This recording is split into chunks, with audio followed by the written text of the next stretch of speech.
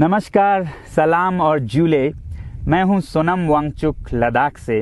आप में से कुछ लोग हमें जानते होंगे हमारे शिक्षा सुधार के कामों के बारे में, या फिर पर्यावरण के काम में आइस स्तूपा, आर्टिफिशियल ग्लेशियर जैसे कामों के लिए, या फिर आई लिव सिंपली जैसे ग्लोबल मूवमेंट्स जो कि सादा जीवन अपनाकर क्लाइमेट चेंज को रोकने के लिए लोगों को प्रेरित करती है।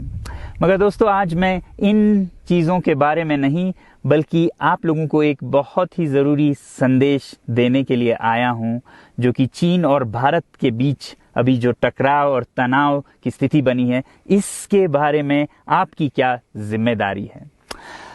मैं लद्दाख में हूं और आप देख रहे हैं सिंधु नदी को बहते हुए यहाँ, और वो जो पहाड़ियाँ हैं उनके पीछे नुब्रा और चांगतांग के वो इलाके हैं जहाँ पर ये तनाव बढ़ता जा रहा है। हजारों सैनिक वहां ले जाए जा चुके हैं। सुनने में आया है चीनी वायुसेना के जहाज भी वहां तैनात किए गए हैं, और एक घंटे पहले भारतीय वायुसेना के जहाज भी मेरे ऊपर मंडरा रहे थे।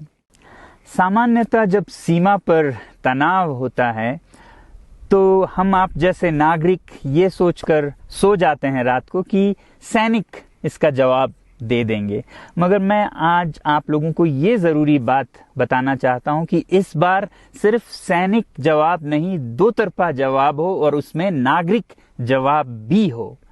तो आप जैसे नागरिक दिल्ली, मुंबई और बेंगलोर और अनेक शहरों से क्या कर सकते हैं इसमें, ये समझने के लिए पहले हमें समझनी होगी चीन की ये हरकत और वो ऐसा क्यों कर रहा है। आपने देखा होगा कि ये सिर्फ भारत के साथ नहीं हो रहा है, बल्कि पिछले कई हफ्तों से चीन ये दक्षिण चीनी सागर में वियतनाम, ताइवान और अब हांगकांग के साथ भी छेड़खानी कर रहा है। और मेरा ये विश्लेषण है कि वो ये सब किसी देश के साथ दुश्मनी के वजह से ज्यादा अपने अंदर की समस्याओं को सुलझाने के लिए कर रहा है। आज चीन को सबसे बड़ा डर है तो अपने जनता से डर है। उनकी 140 करोड़ की आबादी, जो कि एक बंधुआ मजदूर की तरह बिना मानवाधिकारों के चीनी तानाशाह सरकार के लिए काम करते हैं और उसे धनी बनाते हैं। जब वो नाराज हो जाए तो फिर एक क्रांति की सी परिस्थिति बन पड़ती है, और इससे चीन बहुत डरता है।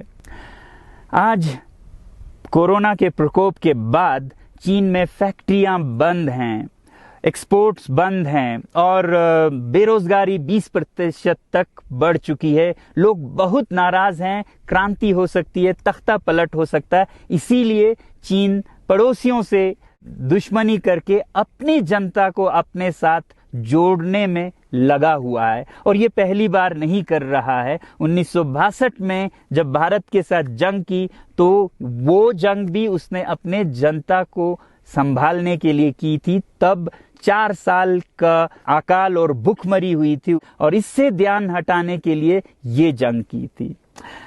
चीन के लिए अपनी जीडीपी और जो खुशहाली है उसे बढ़ाते रहना बहुत ही जरूरी है, और जिस दिन जीडीपी घट जाए वहां की जनता क्रांति के लिए तैयार है। मैं तो कहता हूं कि इस बार भारत की बुलेट पावर से भी ज्यादा वॉलेट पावर काम आएगी। जो नागरिक पैसा खर्चते हैं चीन के सामान को खरीदने में, जरा सोचिए, हम आप भारतीय उद्योग को मारकर चीन से मूर्तियों से कपड़ों तक हर साल 5 लाख करोड़ के सामान खरीदते हैं, और फिर यह पैसा आगे जाकर हमारे सीमा पर हथियार और बंदूक बनकर हमारे सैनिकों के मौत का कारण बन सकती हैं। तो इसलिए अगर हमारे देश के 130 करोड़ लोग और 3 करोड़ जो भारतीय बाहर के देशों में हैं, सब मिलकर भारत में और बल्कि दुनिया भर में एक boycott made in China movement या अभियान शुरू करते हैं, तो आज दुनिया भर में चीन के प्रति रोष है। हो सकता है कि सारी दुनिया साथ आए और इतने बड़े स्तर पर चीनी व्यापार का बॉयकॉट हो कि चीन को जिसका सबसे बड़ा डर था वही हो, यानी कि उसकी अर्थव्यवस्था डगमगाए और उसकी जनता रोष में आए, विरोध और तख्ता पलट। और अगर हम ऐसा नहीं करते हैं तो कितनी बदनसीबी की बात होगी भारत के लिए, ज़रा सोचिए। एक तरफ हमारे सेना सीमा पर जंग लड़ रही होगी और दूसरी तरफ हम आप चीनी सामान, मोबाइल से लेके कंप्यूटर्स, कपड़ों से लेके खिलौनों तक को खरीद कर उनकी सेना को पैसा भेज रहे होंगे, चीन की सेना को। ये तो हुई हार्डवेयर की बात। दूसरी तरफ हमारी युवा चीनी सॉफ्टवेयर, एप्स, गेम्स जैसे टिकटॉक, शेयरिट, इन सब में मस्त, उन्हें दूसरी तरफ से करोड़ों करोड़ों का पैसा भेज रहे होंगे। तो इसलिए बहुत ज़रूरी है कि हम एक नागरिक जवाब ज़रूर दें और इसे एक अभियान बनाएं, ग्लोबल मूवमेंट की तरह। ये बॉयकॉट मेड इन चाइना का जो अभियान है वो भारत के लिए भी एक वरदान साबित होगी।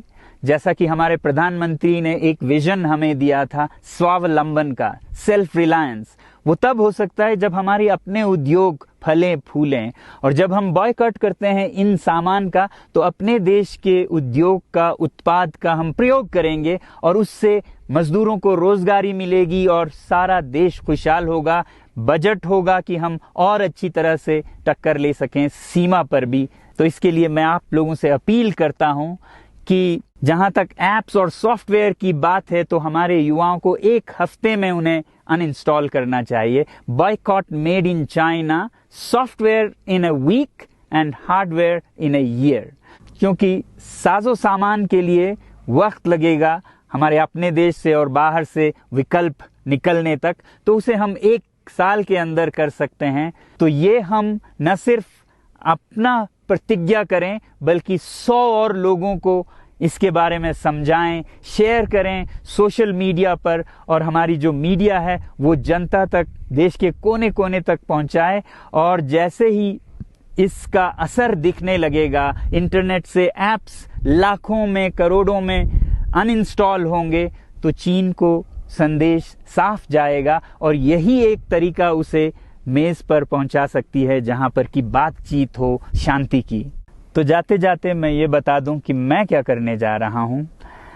इस फोन पर जो भी चीनी ऐप्स हैं उन्हें तो मैं 1 हफ्ते में हटा रहा हूं, बल्कि ये फोन जो कि चीन में बना है इसे भी मैं 1 हफ्ते में अपनी जिंदगी से अलग कर रहा हूं और 1 साल के अंदर हर वो चीज जिस पे मेड इन चाइना लिखा है उसे जिंदगी से निकालने जा रहा हूं।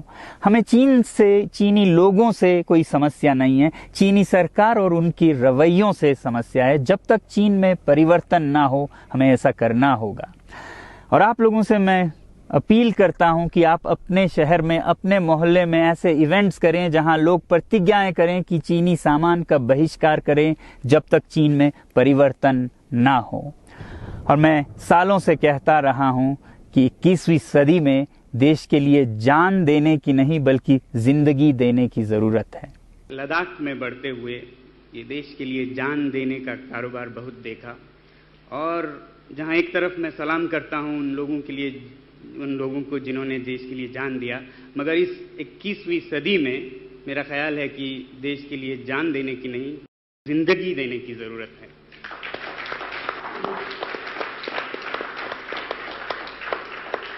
तो आप भी निभाइएगा अपना रोल। जय हिंद।